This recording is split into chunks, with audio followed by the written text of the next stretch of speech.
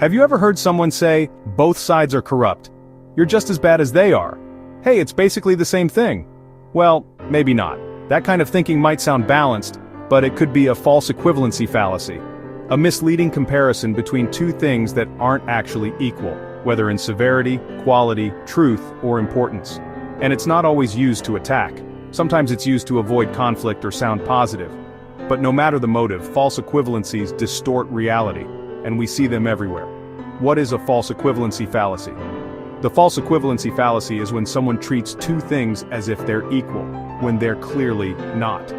It's like saying stealing a pen is just as bad as stealing a car. Technically both are stealing, but that's where the similarity ends. The context, impact, and intention matter a lot, and yet this fallacy is used constantly to escape blame, shut down arguments, sound neutral, or even to avoid hurting someone's feelings. Let's look at how it plays out in real life. Example 1. Politician uses whataboutism, political deflection. A politician is under fire after leaked documents show he redirected campaign funds to a personal business. The evidence is clear. Investigators have records, receipts, everything. Oh please, my opponent is way worse than me, and so is his whole family. They've committed far more crimes than I ever could. The evidence of their corruption is overwhelming. You'd have to be a fool not to see it. Breakdown. This is a textbook false equivalency. The politician facing clear, documented wrongdoing is trying to deflect by making vague, unproven accusations about his rival. But in reality, there is no actual evidence of the other side's wrongdoing, just rumors pushed by his political allies. This isn't two sides being just as bad, it's one side caught red-handed, and the other smeared to create confusion. Example 2. Protester guilt by association, misleading comparison.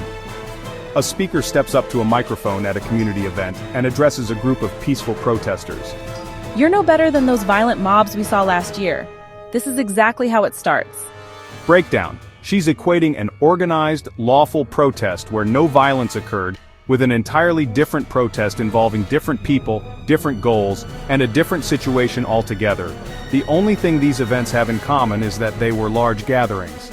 This kind of false equivalency paints peaceful expression as dangerous and shuts down important conversations. Example 3. Marriage argument. A husband forgets his wedding anniversary. His wife is understandably upset, but he fires back with, "You left the dishes in the sink 3 times this week. We both make mistakes." Breakdown. Sure, both are mistakes. But one is a symbolic, emotional event tied to their relationship. The other is dishes. Trying to treat them as equal just inflames the issue and dodges real accountability. Example 4. Influencer uses cynicism. A media influencer looks into the camera and says, Let's face it, all politicians lie, so who cares who you vote for? Breakdown. That's false equivalency through cynicism or self-interest.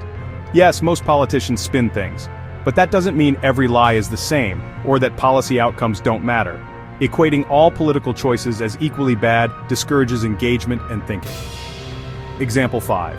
Forgetting taxes versus forgetting to pay for the TV streaming service.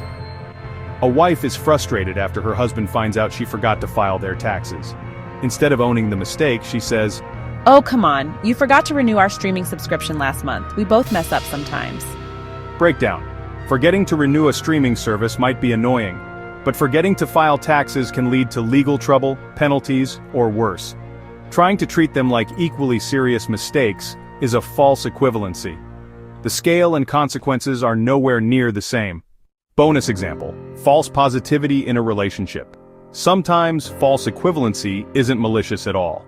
A man's girlfriend asks, "Am I more attractive than that famous supermodel?" "Of course you are, way more." But in his mind he knows that's not really true. He just doesn't want to upset her. Breakdown. Even though this kind of false equivalence comes from a good place, it's still a distortion, and over time, too much sugarcoating can backfire, especially if it builds expectations or masks real issues. So remember, not all comparisons are created equal. Just because two things seem related doesn't mean they're the same. Context, consequences, and intent matter. The false equivalency fallacy is everywhere. Sometimes it's used to dodge criticism, sometimes to manipulate, and sometimes to protect someone's feelings. But whatever the motive, truth gets blurry when you treat all things as equal. And when truth gets blurry, logic breaks down. Hey, thanks for watching. If you enjoyed this, go ahead and subscribe for more clear thinking. New episodes daily where we break down fallacies and build up logic. So yeah, don't forget to hit that subscribe button.